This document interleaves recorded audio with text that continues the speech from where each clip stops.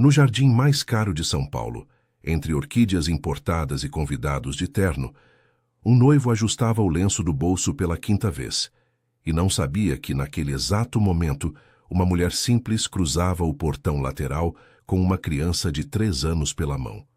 Uma criança de olhos enormes, cabelo cacheado e nariz arrebitado que era, de forma impossível de ignorar, a cara do noivo.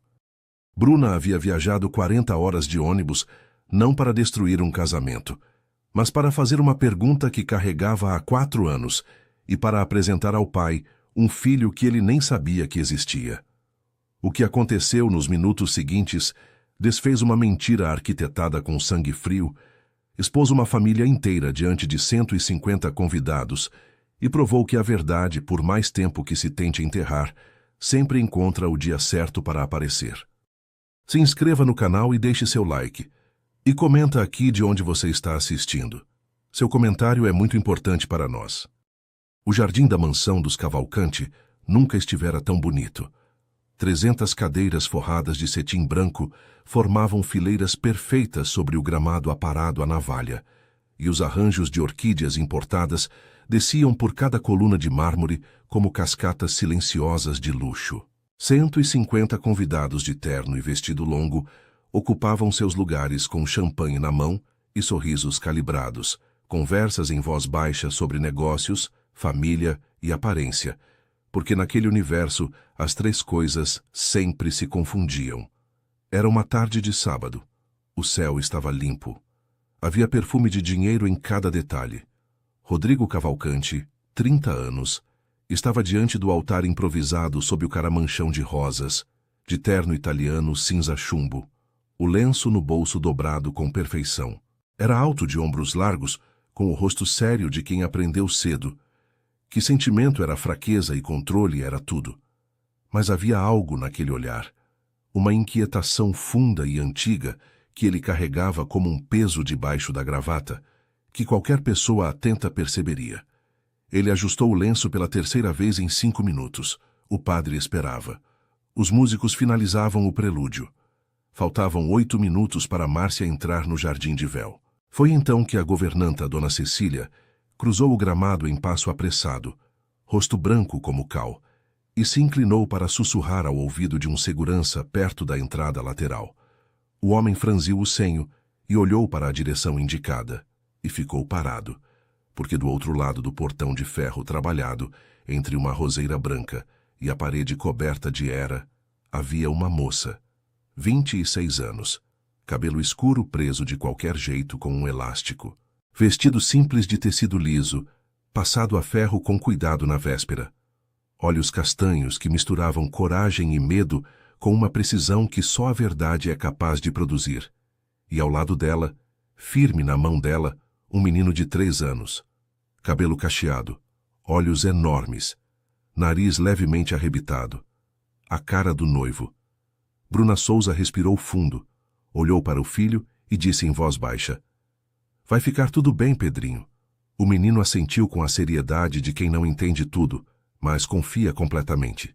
"Tá, mãe." Nenhum dos dois sabia ainda o que aqueles próximos minutos mudariam para sempre, mas a mentira que havia separado 2 amantes há 4 anos estava prestes a ser destruída, ali, diante de todos, no dia mais errado e mais certo que poderia existir. 4 anos antes. A mansão dos Cavalcanti ficava num bairro nobre da capital paulista, atrás de muros altos com câmeras discretas em cada ângulo. Dentro dela havia uma ordem silenciosa e impecável. Cada coisa no lugar certo, cada pessoa no papel certo, nada fora do roteiro que a senhora Ruth Cavalcanti havia definido ao longo de décadas. Bruna chegou até aquela mansão por indicação de uma prima que trabalhara lá como cozinheira. Tinha 22 anos, vinha de Maceió, em Alagoas, e havia chegado a São Paulo com uma mala de rodinha com fecho quebrado e a determinação silenciosa de quem não tem opção de voltar. Era discreta, pontual, eficiente. Ficou responsável pelo 2º andar, quartos, corredores e a biblioteca, e trabalhou com tanto cuidado que em poucas semanas a governanta Dona Cecília já a elogiava nos bastidores. Bruna não criava intimidade com ninguém. Não era o seu estilo. Ela cumpria o trabalho, agradecia e ia embora. E assim tudo teria continuado. Não fosse uma tarde comum em que ela subiu à biblioteca com o carrinho de limpeza e encontrou um livro espalhado pelo chão. As páginas soltas, o miolo desprendido da capa velha. Ela se ajoelhou e começou a recolher as folhas com o cuidado de quem lida com algo frágil. Qual livro é esse? A voz a surpreendeu. Ela levantou os olhos. Rodrigo Cavalcanti estava parado na entrada da biblioteca com uma xícara de café na mão, gravata afrouxada, o olhar mais curioso do que autoritário. Dom Casmurro, ela respondeu, mostrando a capa com cautela. Ele ficou um segundo em silêncio. Depois entrou no cômodo e se sentou no braço da poltrona mais próxima, como se tivesse todo o tempo do mundo. Você já leu? 2 vezes. E acha que Capitu traiu mesmo? Bruna pensou por um instante antes de responder. Acho que a história toda é contada por alguém que já havia decidido que sim. Isso muda tudo. Houve uma pausa longa. Rodrigo olhou para ela com uma atenção diferente. Não a atenção de patrão para a empregada, mas a atenção de alguém que acabou de ouvir algo que não esperava e não sabe muito bem o que fazer com isso. Como você se chama? Bruna. Rodrigo, ele disse, como se precisasse se apresentar. Como se aquilo importasse. E importou. Aquilo foi o começo. Não de um romance de cinema com declaração e trilha sonora, mas de algo mais silencioso e mais perigoso. Uma amizade que virou hábito, que virou cumplicidade, que virou olhares compridos nos corredores às 6 da manhã, quando a mansão ainda dormia. Bilhetes dobrados deixados entre as páginas da biblioteca. Risos contidos na cozinha de madrugada.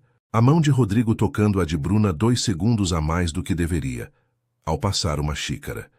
Eles sabiam que era proibido. Ela sabia especialmente bem. A senhora Ruth Cavalcanti tinha 62 anos, joias no pescoço todos os dias da semana e uma visão de mundo afiada como bisturi. Filho de família como o dela não se envolvia com funcionária. Não por crueldade pura.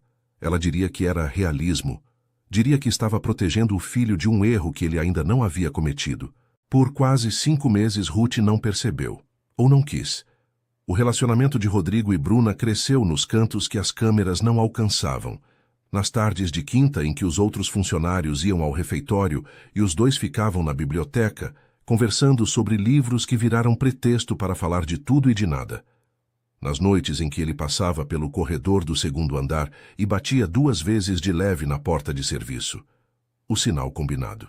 Ela abria, ele entrava, e ficavam sentados no chão entre as prateleiras de lençóis, conversando em voz baixa como se o mundo lá fora fosse um barulho distante que não precisavam ouvir. Você não tem medo? Ela perguntou uma noite, os joelhos abraçados ao peito. De quê? Da sua mãe descobrir. Rodrigo ficou em silêncio. Depois disse, tenho.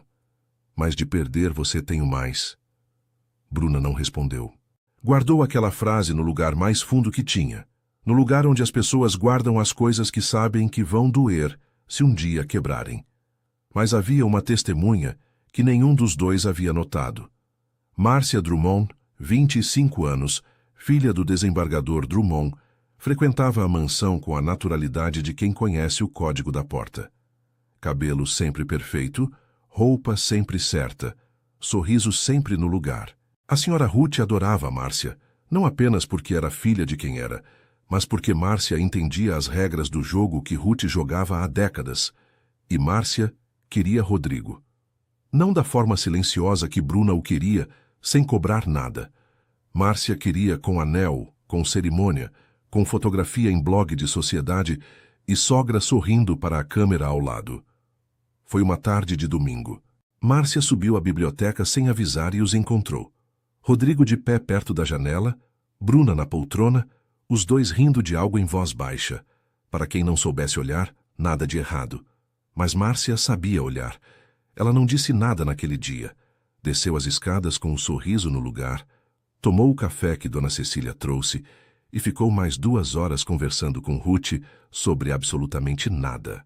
Mas antes de ir embora, deixou uma frase no ar como quem não quer nada. Dona Ruth, Notei que a faxineira do segundo andar é muito bonita. Não sei se fiz bem em comentar, mas... Ruth pousou a xícara devagar. Os olhos dela estreitaram apenas 1 milímetro, o suficiente. Continue. E foi naquele momento, naquela tarde comum de domingo, que o relógio da vida de Bruna começou a correr para trás. Semanas depois, às 5 da manhã, sentada no banheiro do porão com as mãos tremendo, Bruna olhou para o resultado do teste e pensou em Rodrigo, na voz dele dizendo: de perder, você tem o mais. Na forma como tudo havia parecido real demais para não durar. Ela precisava contar a ele, só a ele, antes de qualquer pessoa. O que Bruna ainda não sabia era que, 2 andares acima, a senhora Ruth Cavalcante e Márcia Drummond já haviam descoberto o segredo antes dela, e o plano para destruir tudo o que ela tinha estava pronto para começar. A descoberta aconteceu de uma forma que Bruna jamais poderia ter previsto. 3 semanas antes do teste de gravidez, Dona Cecília, a governanta que administrava a mansão com a eficiência silenciosa de décadas, havia deixado cair sem querer uma conversa. Ruth estava tomando chá no solário, quando Cecília entrou com a lista de compras do mês e comentou, sem malícia nenhuma, que Bruna havia pedido folga na quarta-feira à tarde para ir a uma consulta médica. Detalhe pequeno demais para qualquer pessoa comum. Grande demais para Ruth, que já havia recebido a semente de Márcia e regava aquela suspeita todos os dias desde então. Que tipo de consulta? Ruth perguntou, a voz neutra como quem faz pergunta sobre o tempo. Não disse, senhora. Só pediu a folga. Ruth deixou a xícara pousar com cuidado. Está bem, Cecília, pode ir. Naquela mesma tarde, Ruth ligou para Márcia. A conversa durou 42 minutos. Quando terminou, as duas tinham um plano. Não o plano de uma vilã de novela, com veneno e punhal, mas algo muito mais perigoso. O plano de 2 mulheres inteligentes que acreditavam, de forma genuína e distorcida, que estavam fazendo a coisa certa. Precisamos agir antes que ele saiba, disse Márcia, a voz firme, o batom perfeito mesmo ao telefone. Se ele souber que ela está grávida, Rodrigo vai assumir. Ele é assim. Eu sei como meu filho é, respondeu Ruth, e havia orgulho e medo nessa frase, em partes iguais. O plano tinha 2 movimentos. O primeiro era convencer Bruna a ir embora com a menor resistência possível. O segundo era garantir que Rodrigo jamais soubesse a verdade. Foi numa manhã de terça-feira que Ruth mandou chamar Bruna. O escritório particular de Ruth ficava no térreo, ao lado da sala de jantar, e tinha o cheiro de madeira envelhecida e perfume caro que Bruna sempre associou ao nervosismo de nunca saber o que vinha depois. Ela entrou com um uniforme impecável, o cabelo preso, os olhos atentos. Ruth estava sentada atrás da escrivaninha, as mãos cruzadas sobre a superfície de mogno. Não tinha raiva no rosto. Tinha algo pior. Calma absoluta. Sente-se, Bruna. Bruna sentou. Você sabe por que está aqui? Não era uma pergunta. Bruna não respondeu. Ruth abriu uma gaveta e retirou um envelope. Deslizou pela mesa devagar, sem pressa, como quem tem todo o controle do mundo. Dentro deste envelope há o valor de 3 meses de salário além do acerto completo de seus direitos. Também há uma passagem de ônibus para Maceió. O horário de partida é hoje à noite, às 21 horas. Bruna sentiu o chão se mover sob seus pés. Ela começou. Deixe-me terminar, Ruth disse com uma suavidade que cortava mais do que qualquer grito. Você é uma moça jovem, bonita, trabalhadeira até. Mas o que está acontecendo dentro desta casa não pode continuar. E você sabe disso tão bem quanto eu. Bruna fechou os olhos por um segundo. Quando os abriu, havia algo decidido neles. Eu preciso falar com o Rodrigo. Rodrigo não está aqui. Quando ele volta? Isso não é da sua conta. A voz de Ruth permaneceu calma, mas havia aço embaixo. Bruna, deixe-me ser honesta com você, porque acho que você merece honestidade. Meu filho tem um futuro construído com muito esforço, com um nome, com responsabilidades que você não pode imaginar o peso que carregam. Ele teve um momento de fraqueza. Rapazes jovens têm, mas ele mesmo me pediu para resolver isso com discrição, porque não quer causar mais constrangimento. Bruna ficou imóvel. Ele pediu? Foram as palavras dele. Ruth não piscou. Ele gosta de você à sua maneira. Mas gostar não é amor e amor não é futuro. Você merece alguém do seu mundo, da sua realidade. E esse alguém não é meu filho. Havia uma crueldade cirúrgica naquela frase que Bruna só compreenderia plenamente anos depois, quando o tempo lhe desse distância suficiente para ver o que havia acontecido naquele escritório.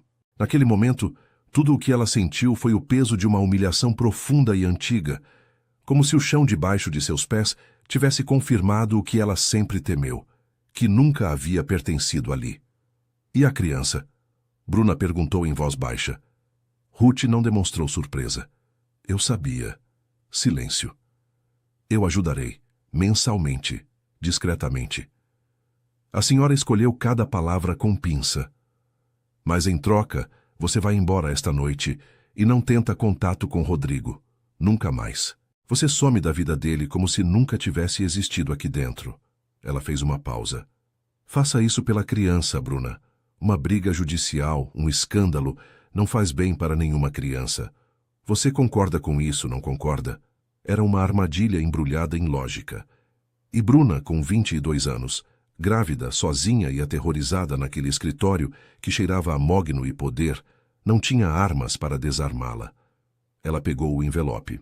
Naquela tarde, Bruna voltou ao quarto de serviço no porão e ficou sentada na beira da cama por mais de 1 hora, imóvel.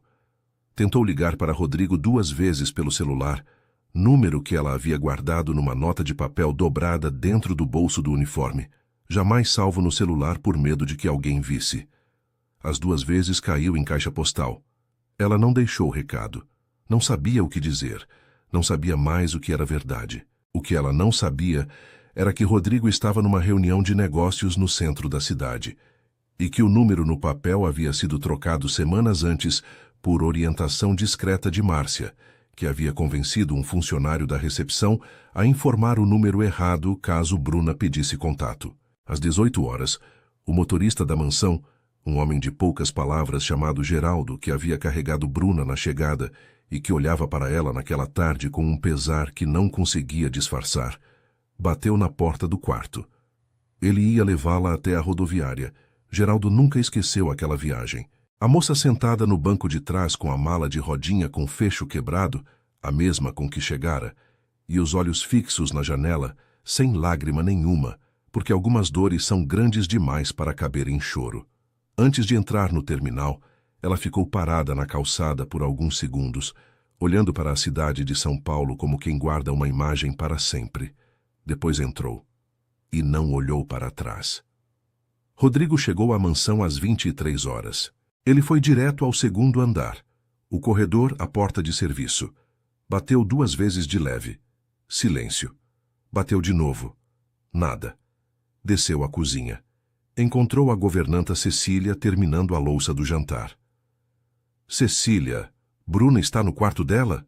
A mulher parou por um segundo antes de responder. Ela foi embora, Sr. Rodrigo, esta tarde. Ele ficou parado no meio da cozinha. Foi embora como? Pediu demissão. O acerto já foi pago. Pediu demissão por quê? Quando? Ela não disse nada para... Ele parou. Respirou. Onde está minha mãe? Ruth estava na sala de leitura, com um livro no colo que ela não estava lendo. Quando Rodrigo entrou, ela ergueu os olhos com uma expressão que havia sido ensaiada com cuidado, mistura de pesar e firmeza maternal. Mãe, o que aconteceu com a Bruna? Ruth fechou o livro devagar. Filho, sente-se. Não quero sentar. O que aconteceu?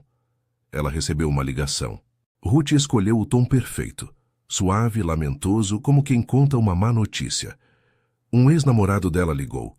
Ela ficou agitada, pediu o acerto e foi embora correndo. Aparentemente o rapaz quer reatar. Ela mesma disse que havia um compromisso antigo. Rodrigo ficou completamente imóvel. Ela disse isso. Infelizmente sim. Eu mesma ouvi. Ruth suspirou.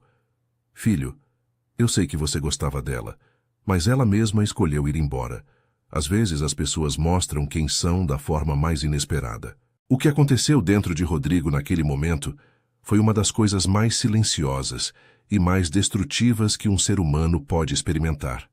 A dor virando mágoa e a mágoa virando uma parede. Ele ficou ali parado, absorvendo aquela mentira perfeitamente embrulhada, e não disse mais nada. Girou sobre os próprios pés e saiu da sala. Ruth ficou olhando para a porta fechada. Depois abriu o livro de novo, no mesmo capítulo, na mesma página, e continuou onde havia parado. No bolso do casaco o celular vibrou. Era uma mensagem de Márcia. "Tudo bem por aí?" Ruth respondeu com apenas 2 palavras. "Está resolvido." O que nenhuma das duas havia calculado era que do outro lado do país, numa rodoviária de Maceió às 7 da manhã, Bruna desceria do ônibus com a mala de fecho quebrado, o bebê de 2 meses de gravidez que ainda não aparecia, e um pingente de prata em forma de folha de livro, o único presente que Rodrigo havia lhe dado, numa tarde de quinta-feira na biblioteca, dizendo que era para você lembrar que quem lê não fica pequeno nunca. Ela nunca jogou fora esse pingente. Em 4 anos não tirou do pescoço um único dia. E era exatamente esse pingente que ela usava naquela tarde de sábado, diante do portão de ferro trabalhado da mansão, enquanto os convidados do casamento mais caro do ano ainda seguravam suas taças de champanhe e o padre aguardava o prelúdio terminar. Bruna olhou para baixo, para o filho que segurava sua mão. "Pronto, Pedrinho. Vamos lá." E os dois atravessaram o portão. Alagoas recebeu Bruna da forma como as cidades pequenas recebem quem volta derrotado, com um silêncio discreto e sem perguntas. A casa dos pais ficava num bairro tranquilo de Maceió, uma construção de 3 cômodos com muro de bloco e um quintal onde o pai criava galinhas e plantava coentro. Era pequena, limpa e cheia de um calor que São Paulo jamais havia conseguido imitar. Seu pai, seu Benedito, 56 anos, pedreiro aposentado por problema no joelho, não perguntou nada quando a viu descer do ônibus. Pegou a mala, o fecho ainda quebrado, e entrou em casa. Sua mãe, Dona Conceição, 60 anos, apertou Bruna com os 2 braços por um longo tempo, sem dizer uma palavra. Às vezes o amor não precisa de tradução. Só à noite, depois do jantar, quando seu Benedito foi assistir ao noticiário e Bruna ficou sozinha com a mãe na cozinha, é que a verdade veio, aos poucos, em pedaços, como sempre vêm as coisas que doem. Dona Conceição ouviu tudo sem interromper. Quando Bruna terminou, a mãe ficou em silêncio por um momento, olhando para as mãos ásperas sobre a mesa. "E o menino?" ela perguntou. "Você vai contar para ele que tem um filho?" "Sua mãe disse que ele não queria saber", Bruna respondeu em voz baixa. Dona Conceição balançou a cabeça devagar, não concordando, mas pesando. "Filha, a boca de mãe de homem não é a boca do homem." Bruna não respondeu, mas guardou aquela frase. Os primeiros 6 meses foram os mais difíceis. A gravidez avançou sozinha, sem acompanhamento particular, pelo posto de saúde do bairro onde Bruna esperava horas numa fila com uma senha de papel. Ela tentou trabalhar, uma farmácia no centro, depois um mercadinho no bairro, mas a barriga crescendo limitava o que aceitavam contratar, e Bruna aprendera que dignidade e necessidade raramente conversam no mercado de trabalho informal. A senhora Ruth, fiel à promessa feita no escritório de Mogno, depositou durante os primeiros meses um valor modesto numa conta aberta em nome de Bruna. R$ 600 por mês, suficiente para fraldas e leite em pó, insuficiente para qualquer coisa além disso. Era a consciência de Ruth funcionando no limite mínimo para não virar culpa insuportável. Pedro Souza Cavalcante, Pedrinho para todo mundo, nasceu numa quinta-feira de madrugada com 3,2 kg e o choro forte de quem chegou decidido. A parteira do posto comentou que ele era um menino bonito de verdade. E Dona Conceição chorou tanto que precisou sentar. Bruna, exausta e com os olhos cheios de um amor que não cabia em nenhuma palavra, olhou para o filho pela primeira vez e pensou em Rodrigo. Pensou como seria diferente se ele soubesse. Pensou se ele saberia. Depois decidiu não pensar mais nisso, pelo menos não naquela noite. Pedrinho cresceu com a velocidade assustadora das crianças felizes. Aos 8 meses já ficava em pé, agarrado na grade do berço. Ao ano, caminhava pelo quintal atrás das galinhas de seu Benedito, com uma determinação de explorador. Aos 2 anos já falava em frases completas e fazia perguntas que Bruna nem sempre sabia responder. Mãe, onde é que fica o meu pai? A primeira vez que o menino perguntou, Bruna estava lavando louça. Ela parou com a esponja na mão e ficou 1 segundo em silêncio. Longe, filho. Por que ele não vem aqui? Porque ele não sabe que você existe. Pedrinho processou aquilo com a seriedade compacta de uma criança de 2 anos. Ah. Pausa. Ele é bonito? Bruna virou o rosto para não mostrar o que estava sentindo. É, filho. É bonito. Igual a mim? Ela pousou a esponja, se ajoelhou na altura dele e olhou direto para aqueles olhos iguais aos do pai. Você é igualzinho a ele. Pedrinho sorriu satisfeito e voltou a correr pelo quintal. Foi no 14º mês após a chegada de Bruna a Maceió que os depósitos de Ruth começaram a ficar irregulares. Primeiro atrasaram 1 semana, depois 2. Depois o mês de outubro não chegou. Bruna esperou novembro. Quando dezembro veio sem nenhum depósito, ela tentou ligar no número que Ruth havia deixado escrito numa folha de papel junto ao envelope da rodoviária. O número estava fora de serviço. Ela ficou olhando para o papel por um longo tempo. Depois dobrou com cuidado, colocou dentro do caderno onde guardava as contas da casa e foi procurar mais um emprego. Nos 2 anos seguintes, Bruna trabalhou como caixa de supermercado, auxiliar de limpeza numa clínica odontológica e atendente num salão de beleza do bairro. Nenhum dos 3 empregos tinha carteira assinada. Todos os 3 pagavam pouco e exigiam muito. Ela dividia o tempo entre o trabalho, o filho, a casa dos pais e os poucos minutos da madrugada em que conseguia descansar antes de começar tudo de novo. Não havia espaço para mágoa no meio disso. A sobrevivência ocupava todo o lugar. Ela saiu com 2 homens naqueles 4 anos, relacionamentos breves, sem profundidade, que terminaram antes de começar de verdade, porque nenhum dos 2 conseguiu preencher o espaço que Bruna nem admitia que ainda existia. Uma amiga uma vez lhe perguntou diretamente: "Você ainda pensa nele?"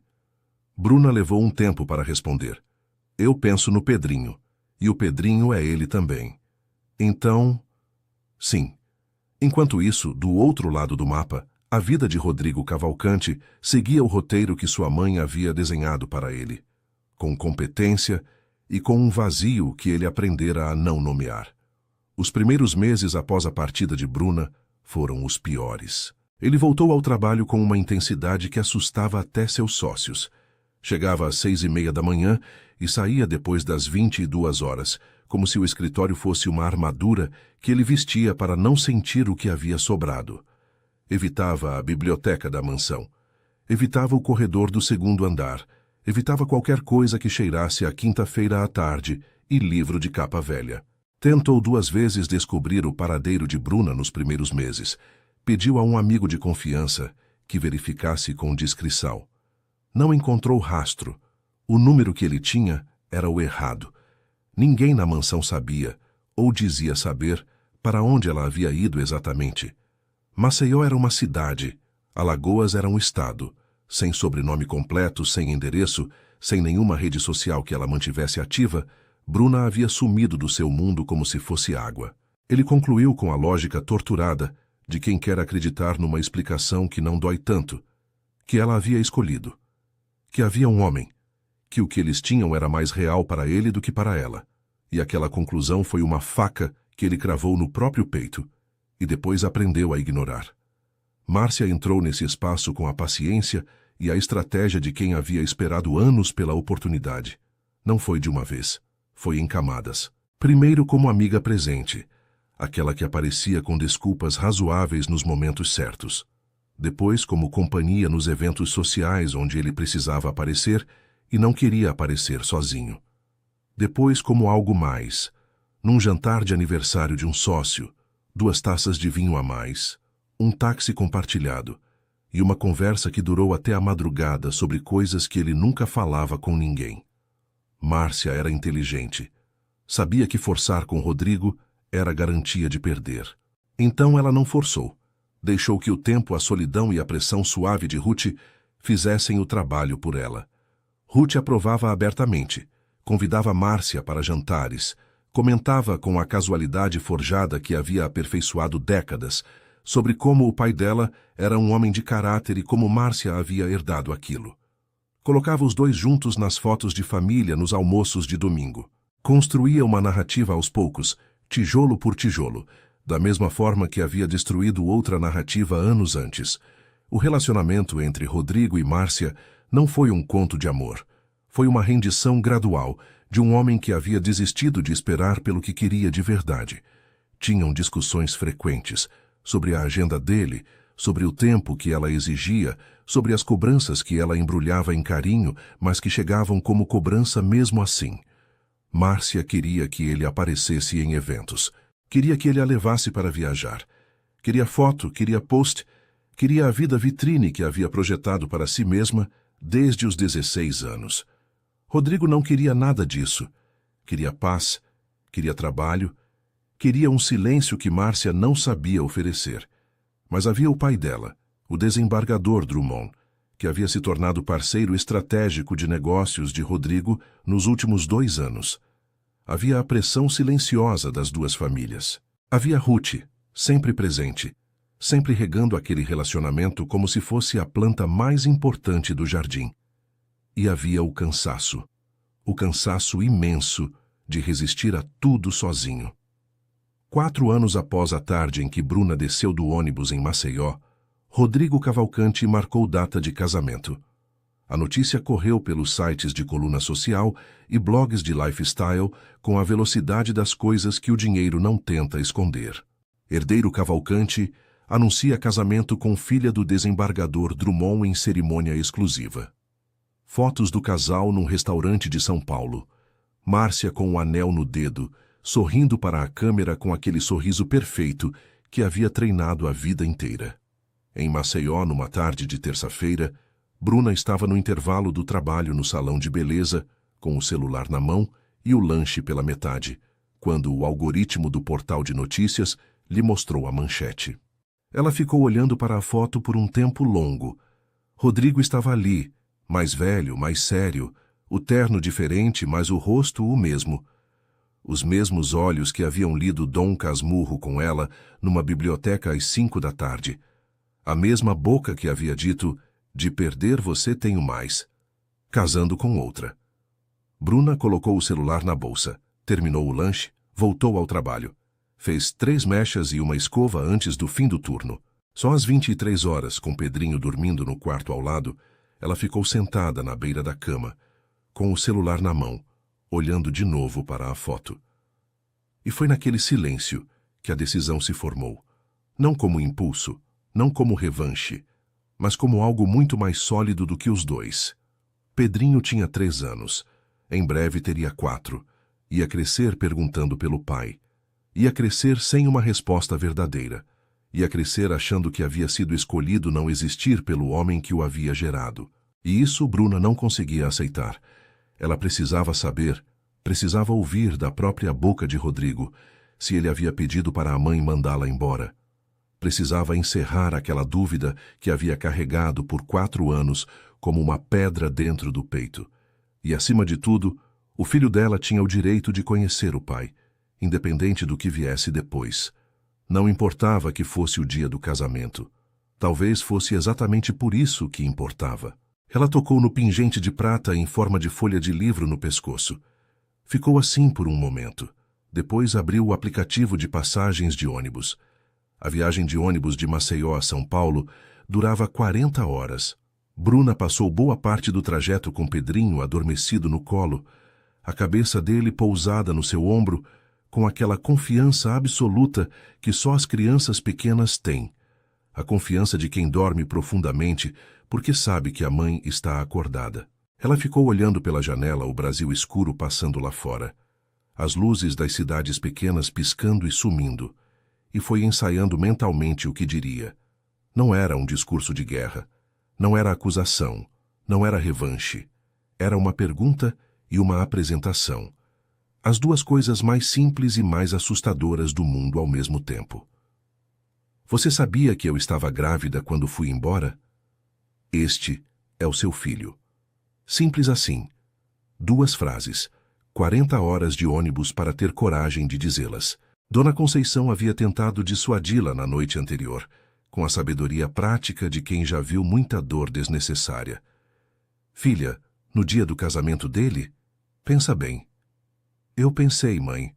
Por 4 anos eu pensei. A mãe ficou em silêncio. Depois colocou a mão no rosto da filha, uma mão áspera e quente que Bruna conhecia desde que tinha memória, e disse apenas: vai com Deus e cuida do meu neto.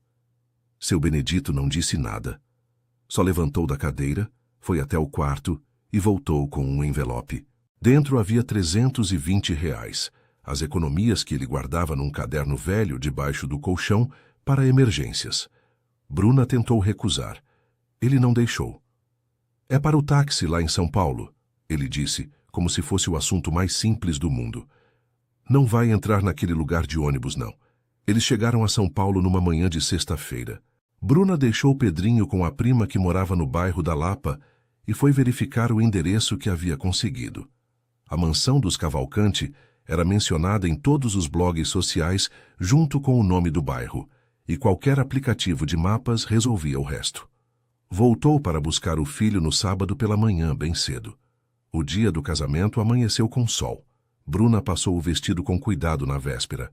O único vestido de cor que ela tinha, azul marinho, simples, com um cinto fino na cintura. Penteou o cabelo. Colocou o pingente de prata no pescoço como sempre.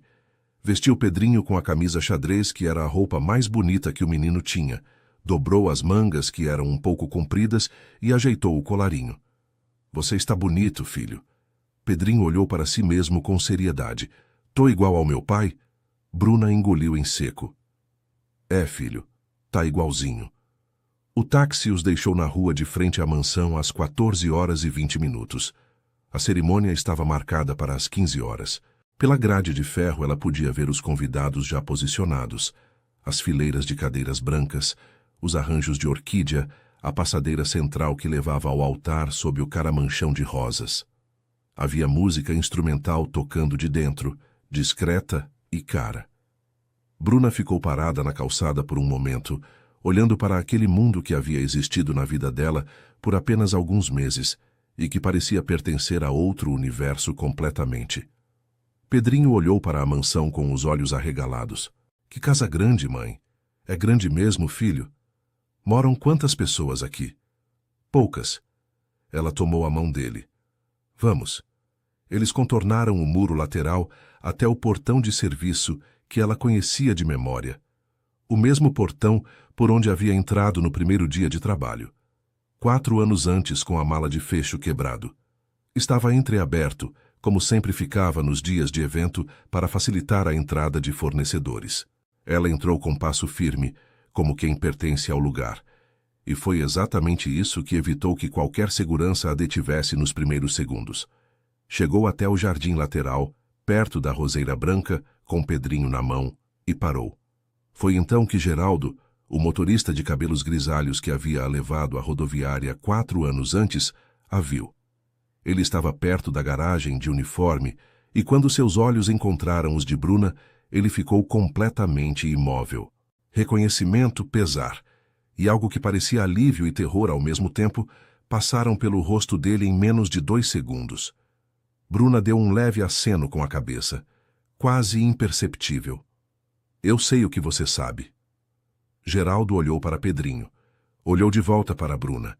Fechou os olhos por um instante. Quando os abriu, não chamou nenhum segurança. Faltavam 7 minutos para a cerimônia começar, quando Dona Cecília, a governanta, cruzou o jardim com uma lista de última hora nas mãos e quase colidiu com a realidade. Ela parou. Olhou para Bruna. Olhou para Pedrinho. E o sangue saiu do rosto dela de uma forma que nenhuma maquiagem do mundo cobriria. Bruna a conhecia bem o suficiente para saber que Cecília não era parte do plano de Ruth.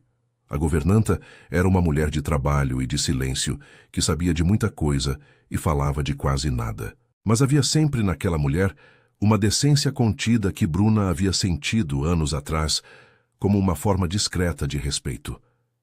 Bruna, Cecília sussurrou. Dona Cecília, Eu preciso falar com o Rodrigo. A governanta olhou para o jardim cheio de convidados, para o altar onde o padre já posicionava os textos, para a entrada da mansão onde Márcia estava sendo preparada por 2 assessoras de casamento. Depois olhou para Pedrinho de novo, demorada, involuntária, e algo se quebrou silenciosamente atrás dos olhos dela. Meu Deus, ela disse baixinho. Ele é filho do Rodrigo, dona Cecília. E o Rodrigo não sabe. Bruna não disse com raiva. Disse com a serenidade de quem carregou uma verdade por tempo demais e simplesmente não tem mais energia para embrulhá-la. Eu só preciso que ele saiba. Depois, ele decide o que faz. Cecília ficou em silêncio por 3 segundos que pareceram muito mais longos. Depois fechou a lista na mão, respirou fundo e disse: Ele está perto do altar, do lado esquerdo. Há um corredor de rosas. E se afastou. Rodrigo estava de pé perto do altar, de terno cinza chumbo. O lenço no bolso dobrado com perfeição, ajustando pelo 4º ou 5º vez aquele detalhe inútil como quem não tem mais nada para fazer e não quer admitir o que está sentindo. Estava ansioso, mas não da forma que deveria estar no dia do próprio casamento. Era uma ansiedade diferente, mais funda, que ele não conseguia localizar. Como quando o corpo sabe alguma coisa que a mente ainda não processou. Ele havia dormido mal. Havia acordado às 5 da manhã e ficado deitado olhando para o teto por mais de 1 hora, sem conseguir identificar o que estava errado. Tudo estava certo. A cerimônia estava perfeita. A família estava feliz. Os negócios com o desembargador estavam consolidados. Márcia era uma mulher bonita, inteligente, de família certa. Tudo estava certo. Então por que ele se sentia como se estivesse prestes a fechar uma porta que não deveria ser fechada? Foi o movimento que ele notou primeiro. Uma figura feminina entrando pelo corredor de rosas com passo firme, e ao lado dela, uma criança pequena de camisa xadrez com as mangas dobradas, os olhos abertos para o jardim, com a curiosidade compacta dos 3 anos. Rodrigo olhou por reflexo, sem intenção, sem preparo. E o tempo parou. Não foi o rosto de Bruna que o paralisou primeiro. Foi o da criança. O menino tinha o cabelo cacheado levemente, os ombros estreitos de criança nova, e um rosto que Rodrigo conhecia de uma forma que não precisava de explicação, porque era o mesmo rosto que ele havia visto na foto do próprio batizado, num porta-retrato na sala da mansão que ainda estava lá até hoje. Aquela criança era a cara dele. Bruna parou a alguns metros. Os dois se olharam por um segundo que continha 4 anos inteiros. Havia convidados ao redor. Havia música. Havia o mundo inteiro continuando normalmente ao redor daquele momento que era completamente fora do tempo. Bruna, ele disse. A voz saiu baixa, incrédula. Ela não desviou o olhar. Rodrigo. Pedrinho olhou para o homem alto de terno cinza, com a seriedade de quem está avaliando algo importante. Depois olhou para a mãe. Depois de volta para o homem. Bruna se ajoelhou levemente, ficou na altura do filho e disse com uma suavidade que não escondia a emoção. Pedrinho, lembra que você me perguntou do seu pai? O menino assentiu, com a gravidade compacta dos 3 anos. Esse é ele. Houve um silêncio de 2 segundos. Depois Pedrinho olhou de novo para Rodrigo com uma atenção enorme e disse, com a voz firme de quem aprendeu a frase de cor: Mamãe disse que meu pai é bom, só não sabe de mim. O jardim não parou. Os convidados continuavam conversando. A música continuava tocando. O padre continuava revisando os textos. Mas para Rodrigo, foi como se um raio houvesse caído num dia de céu limpo. Aquele choque súbito e absoluto que não deixa dúvida de que nada será igual depois. Ele se ajoelhou na altura da criança. Olhou para aquele rosto. De perto era ainda mais impossível negar. O formato dos olhos, o nariz levemente arrebitado, a linha da testa. Era sangue do sangue dele, e ele sabia disso com uma certeza que antecedia qualquer exame. A voz saiu rouca. Quantos anos você tem, filho? 3. Pedrinho respondeu, levantando 3 dedos com solenidade.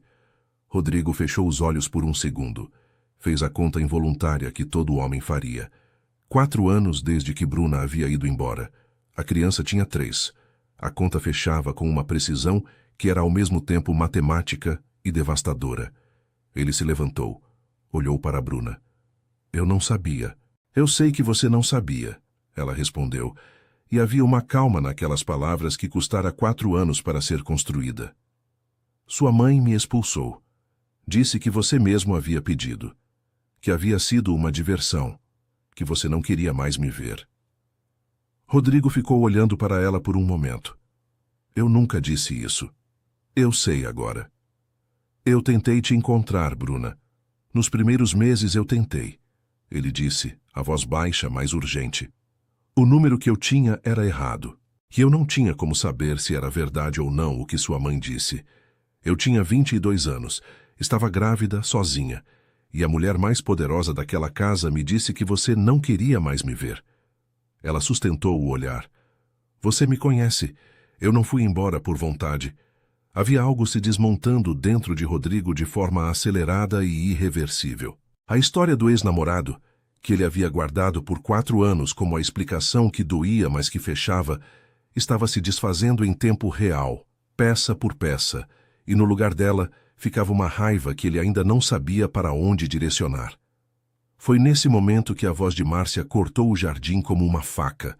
Ela havia saído da mansão com o véu na mão, ainda sendo ajustado pela assessora, e Ruth estava ao lado dela. Quando as duas viram a cena, o efeito foi diferente. Márcia ficou branca. Ruth ficou imóvel. O que está acontecendo aqui? Márcia disse a voz controlada, mas com uma rachadura audível embaixo. Os convidados mais próximos começaram a notar. As conversas foram apagando em ondas, como luzes sendo apagadas uma por uma num corredor. O padre ergueu os olhos. O músico parou por um instante. Rodrigo não olhou para Márcia. Não tirou os olhos de Ruth. Mãe!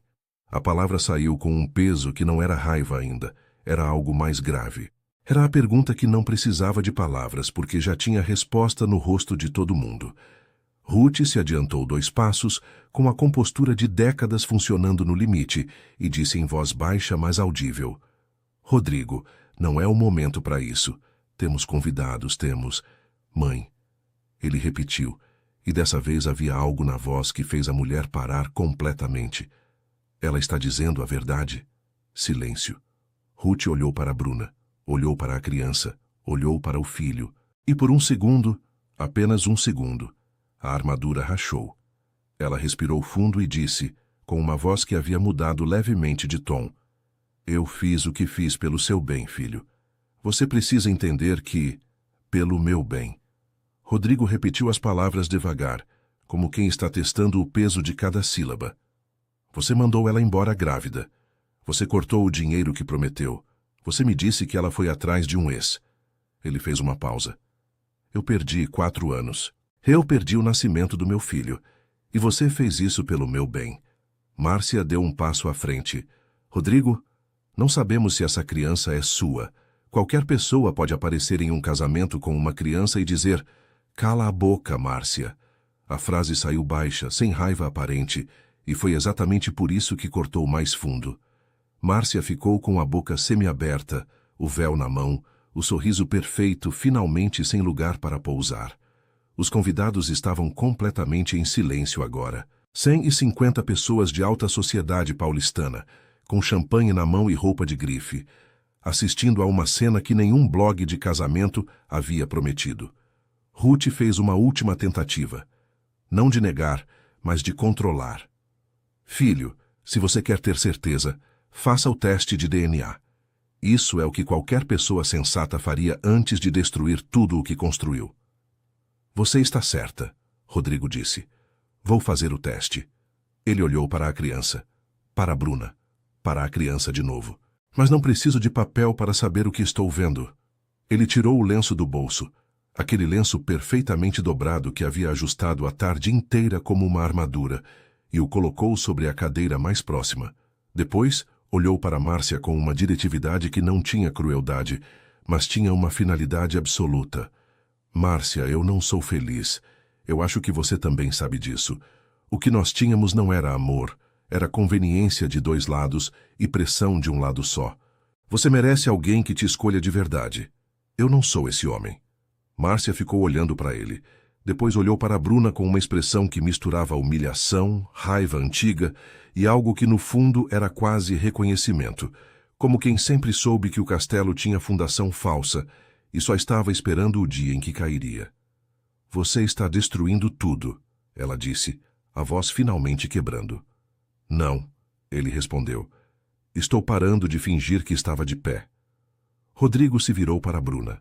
A moça estava de pé, firme, o pingente de prata no pescoço, a mão de Pedrinho na dela. Havia lágrimas nos olhos dela que ela não estava deixando cair. O tipo de lágrima que aparece quando a tensão de anos finalmente encontra um lugar para pousar. Vem comigo, ele disse, e estendeu a mão. Bruna olhou para aquela mão por um segundo, para os dedos que ela havia segurado tantas vezes num corredor às 5 da manhã. Para a palma que havia tocado a dela ao passar uma xícara numa tarde de quinta-feira, numa biblioteca cheia de livros velhos. Depois colocou a mão na dele. Pedrinho, sem entender completamente, mas sentindo que algo grande e importante havia sido resolvido, olhou para os dois e perguntou com a voz tranquila de 3 anos. A gente vai embora agora, pai. A palavra caiu no jardim silencioso como a coisa mais simples e mais impossível do mundo. Rodrigo olhou para o filho pela primeira vez, ouvindo aquela palavra. Sentiu algo se mover no centro do peito. Não amor instantâneo de cinema, mas algo mais verdadeiro do que isso. O peso e a promessa ao mesmo tempo de uma responsabilidade que ele acabara de receber e que não ia largar mais. Vai, filho, ele disse. A gente vai embora. Os 3 saíram pelo corredor de rosas. Atrás deles, os convidados permaneciam em silêncio. O padre fechou o livro devagar. O músico não voltou a tocar. Márcia ficou de pé no meio do jardim, o véu na mão, o anel no dedo, e a cerimônia mais cara e mais vazia do ano ao redor.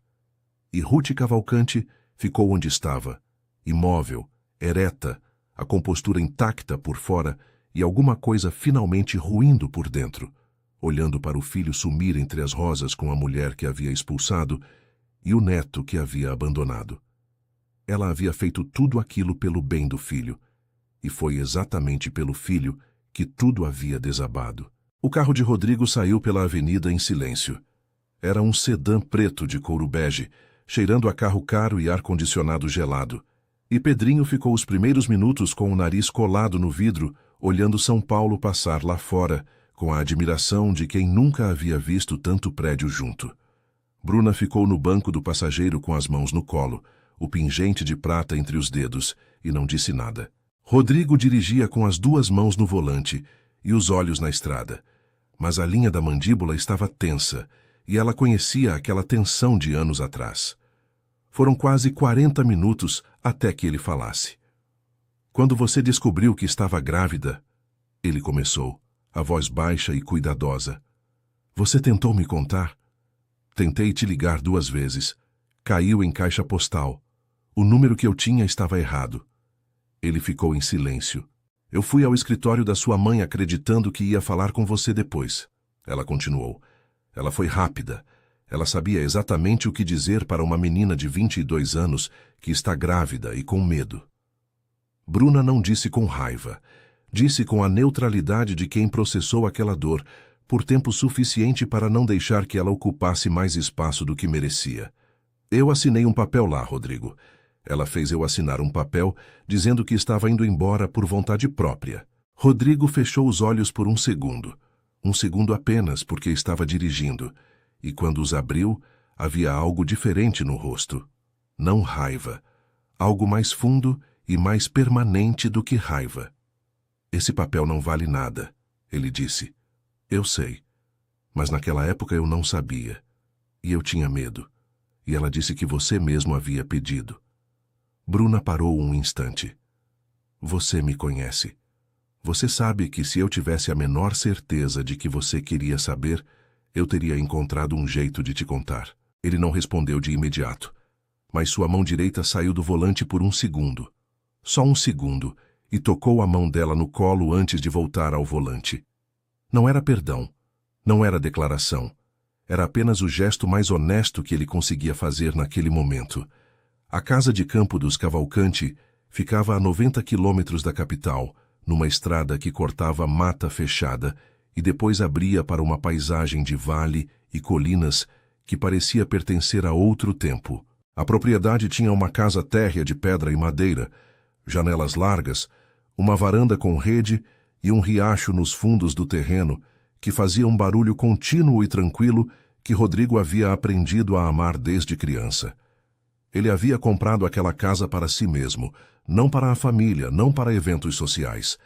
Para ele, era o único lugar onde não precisava ser o herdeiro Cavalcante.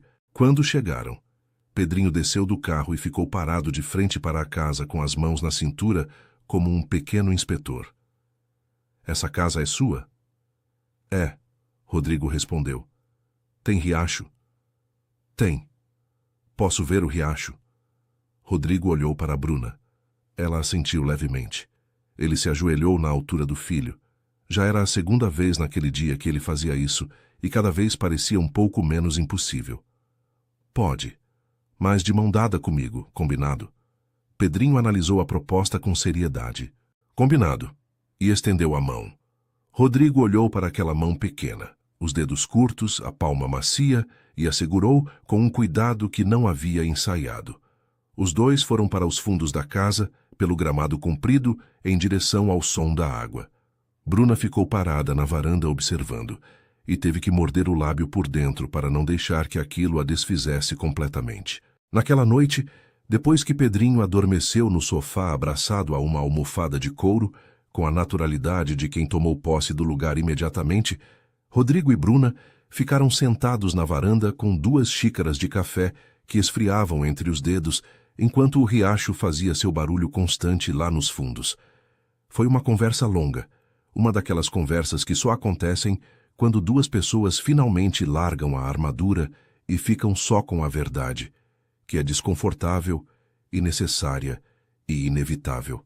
Ela contou tudo: o ônibus Maceió, os depósitos que pararam, os empregos sem carteira, as noites com Pedrinho doente e o posto de saúde lotado, os 2 relacionamentos breves que não foram para lugar nenhum, porque nenhum dos 2 homens conseguiu ocupar um espaço que ela nem admitia que estava reservado. Ele ouviu tudo sem interromper, e quando ela terminou, ele ficou em silêncio por um tempo antes de dizer: Eu deveria ter ido atrás de você de forma diferente, com mais insistência, com menos orgulho. Ele olhou para o vale escuro lá na frente. Eu acreditei na história do ex porque era mais fácil do que admitir que eu havia perdido você de uma forma que eu não entendia. Eu sei, ela disse. Isso não me absolve. Não. Mas sua mãe sabia exatamente como usar o seu orgulho contra você. Ela te conhece muito bem. Rodrigo ficou olhando para a xícara. Ela acredita que fez a coisa certa. Isso é o mais difícil de entender. Ela não fez por maldade. Fez por convicção. E isso é mais perigoso do que maldade. Bruna não respondeu de imediato. Depois disse: Eu não odeio sua mãe, Rodrigo. Já odiei. Passou. Mas ela precisa entender que o que ela fez teve consequências reais. Não em abstrato, não em teoria. Em um menino de 3 anos que cresceu sem pai. Em você que perdeu 4 anos. Em mim que passei 4 anos sozinha tentando fazer o que ela disse que seria impossível. Ela vai entender, ele disse. Pausa. Ou vai ficar sozinha com o peso de não entender. A escolha é dela. No dia seguinte, Rodrigo ligou para Ruth. A ligação durou pouco. A voz dele estava calma. Uma calma diferente da de sempre, sem a borda tensa que a raiva costuma deixar. Era a calma de quem tomou uma decisão e não precisa mais discuti-la. Mãe, eu ainda te amo. Você sempre será minha mãe e isso não muda. Mas o que você fez, a expulsão, a mentira do ex, o dinheiro cortado, o papel que você fez ela assinar, isso teve um preço. E esse preço não foi seu. Foi meu e do meu filho e dela. Ele fez uma pausa. Não vou morar mais na mansão. Vou ficar aqui na casa de campo com a Bruna e o Pedrinho. Você vai conhecer seu neto quando respeitar a mãe dele. Do jeito contrário, não vai acontecer. Ruth ficou em silêncio por um longo tempo. Quando falou, a voz dela havia mudado levemente. Não arrependimento completo, não ainda, mas a primeira rachadura real na convicção. Filho, pelo menos faz o teste de DNA, para proteger você mesmo. Vou fazer, mas não para mim. Vou fazer para fechar a boca de qualquer pessoa que queira usar isso como dúvida. Ele olhou para Pedrinho brincando no gramado com um graveto e uma pedra, feliz com nada, como só criança sabe ser. Eu não preciso de papel para saber que ele é meu filho, mãe. Eu precisaria de papel para não saber. Desligou. Os 6 meses seguintes foram a coisa mais parecida com reconstrução que os dois jamais haviam experimentado. Não foi fácil. Nenhum dos dois era ingênuo o suficiente para esperar que fosse. Havia mágoa real de ambos os lados. Havia noites em que Bruna acordava às 3 da manhã, com aquela ansiedade antiga que os anos em Alagoas haviam instalado nela como um reflexo. A sensação de que tudo o que estava dando certo era provisório e frágil. E havia noites em que Rodrigo ficava na varanda olhando para o vale e sentindo o peso de 4 anos que não voltavam. Um filho que havia crescido sem ele, primeiros passos que ele não havia visto. Mas havia também Pedrinho. Pedrinho foi o elemento que nenhuma mágoa conseguia resistir por muito tempo. Em 3 semanas na casa de campo, ele havia descoberto cada canto do terreno, dado nome às 3 galinhas que o caseiro criava no galinheiro, construído uma amizade sólida com o cachorro vira-lata chamado Bruto, que dormia na varanda, e convencido Rodrigo a lhe ensinar a pescar no riacho numa tarde de domingo. Uma atividade que durou 40 minutos de pesca e 2 horas de Pedrinho simplesmente jogando pedrinhas na água com satisfação científica. Rodrigo aprendeu a ser pai da única forma que existe: errando, tentando de novo. Errando diferente, tentando de novo. Aprendeu que criança de 3 anos não dorme quando você quer que durma. Aprendeu que o choro de madrugada às vezes tem motivo e às vezes não tem, e que nos 2 casos você precisa aparecer. Aprendeu que Pedrinho tinha um senso de justiça absolutamente preciso e não aceitava meia explicação. Por quê? Era a palavra mais usada do vocabulário do menino. E Rodrigo foi obrigado a pensar muito mais sobre o mundo do que havia pensado nos últimos anos. E aprendeu aos poucos que aquele menino de olhos iguais aos seus tinha também o humor irônico da mãe, a paciência de quem aprendeu a esperar e uma ternura que só aparecia de lado, de repente, sem aviso, numa mão colocada no braço, num boa noite, pai, dito já com os olhos fechando. Cada boa noite, pai. Era um soco no peito do melhor tipo possível. O teste de DNA foi feito num laboratório particular em São Paulo, 4 meses após o dia do casamento. Bruna havia pedido ela mesma, não por dúvida, mas pela razão que havia dito a Rodrigo, para fechar qualquer porta que alguém quisesse abrir com aquela história. O resultado chegou numa terça-feira à tarde. 99,9% de probabilidade de paternidade. A folha de laudo era branca, com o timbre do laboratório e os números que comprovavam o que os dois já sabiam desde o primeiro olhar no jardim de rosas. Rodrigo olhou para o laudo por um momento. Depois virou para Bruna e disse, com a leveza de quem finalmente pode fazer uma piada sobre uma dor antiga: "Posso jogar esse papel fora?" Ela riu. Um riso real, curto, que saiu sem aviso. "Não. A gente vai guardar para quando o Pedrinho crescer e quiser saber a história toda." Ele concordou. Dobrou o laudo com cuidado e colocou dentro de um envelope.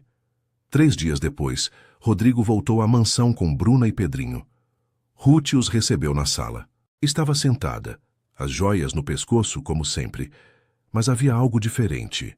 Uma contenção nova, como quem está segurando palavras que ainda não sabe como organizar.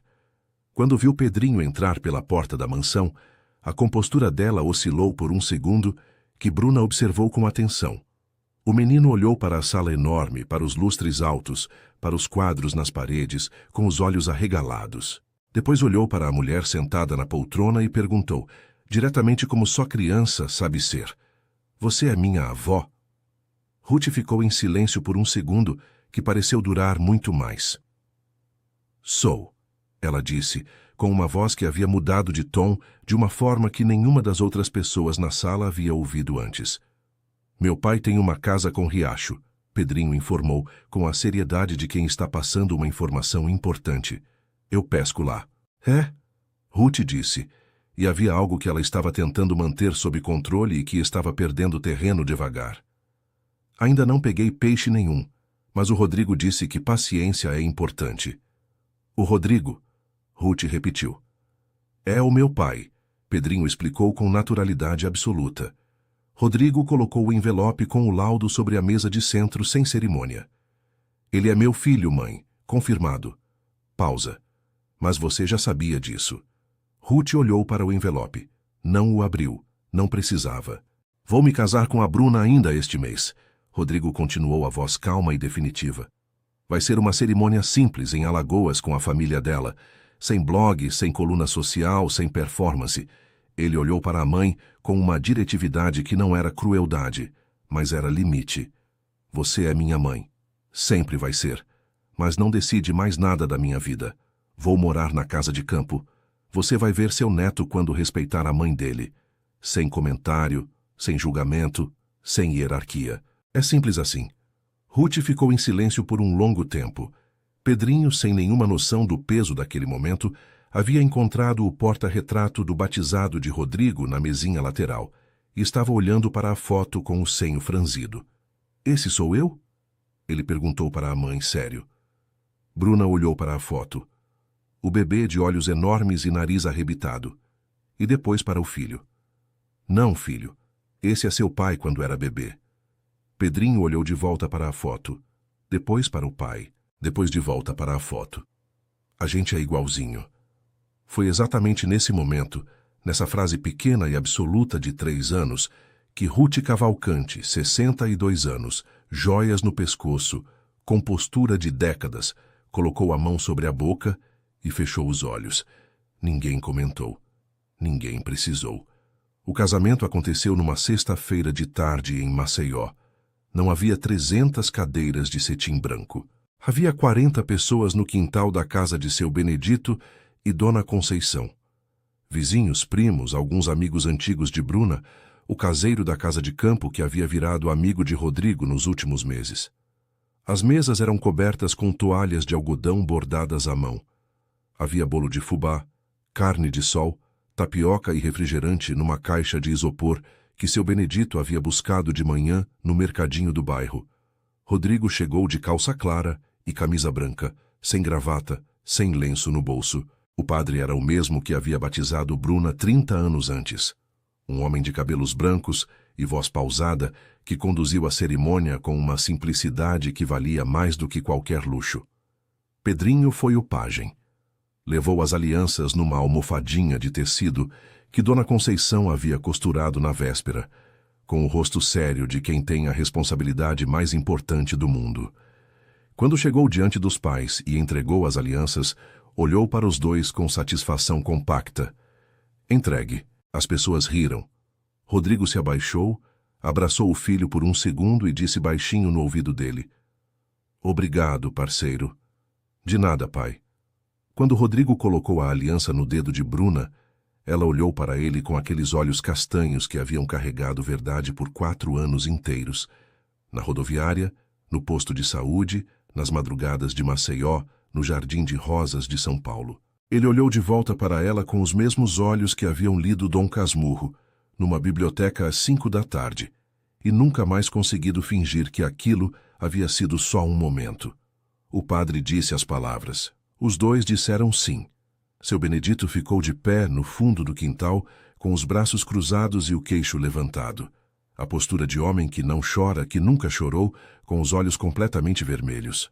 Dona Conceição não tentou conter nada. Chorou desde o "pis podem se cumprimentar" até o bolo de fubá, e depois um pouco mais por garantia. 3 meses depois do casamento, Ruth Cavalcante chegou à casa de campo numa tarde de domingo. Havia ligado antes, uma ligação curta, onde pediu permissão para visitar o neto. Rodrigo ficou em silêncio por um momento. Depois disse, "Pode vir, mãe, mas você sabe as condições." "Sei", ela respondeu. E havia uma humildade naquela palavra que custou décadas para aparecer. Ela chegou com um carrinho de brinquedo para Pedrinho.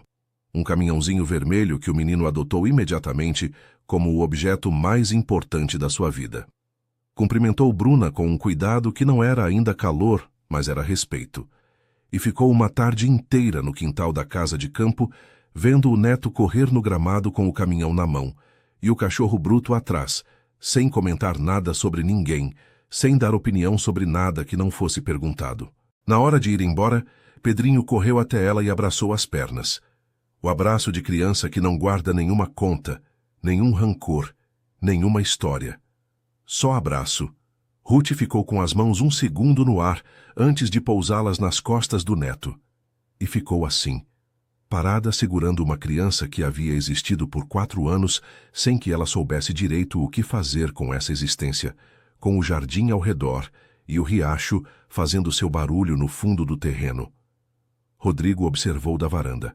Bruna estava ao lado dele, a mão na dele, o pingente de prata de folha de livro no pescoço, como sempre. Você acha que ela vai mudar de verdade? Bruna perguntou em voz baixa. Rodrigo ficou um tempo antes de responder. Acho que ela está tentando. Para ela, tentar já é um milagre. Bruna ficou em silêncio. Depois, você me perdoa por ter ido no dia do seu casamento? Ele virou o rosto para ela. Você me salvou no dia do meu casamento. Ela olhou para ele.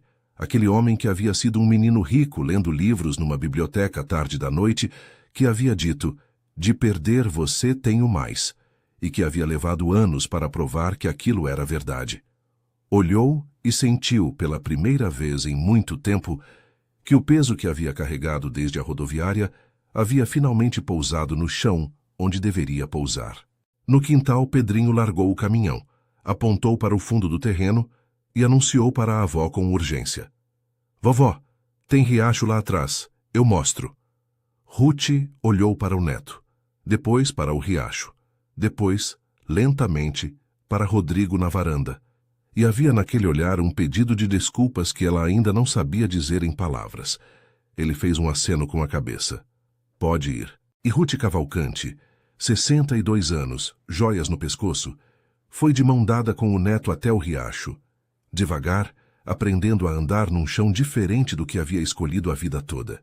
Naquela noite, depois que Pedrinho dormiu abraçado ao caminhão vermelho, Rodrigo e Bruna ficaram na varanda como haviam ficado em tantas noites anteriores, com o riacho no fundo, o céu escuro cheio de estrelas que São Paulo nunca mostrava, e o silêncio que só existe nos lugares onde não há nada para provar para ninguém. Ela apoiou a cabeça no ombro dele. Ele pousou o queixo no topo da cabeça dela. Ficaram assim sem falar nada, porque não havia mais nada que precisasse ser dito. Havia apenas o presente, que era simples e completo e real, da forma que só as coisas verdadeiras conseguem ser.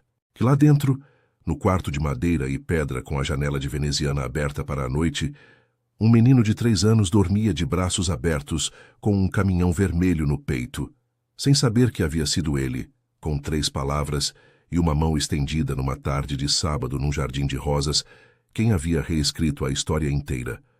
A gente vai embora agora, pai. Vai, filho. A gente vai.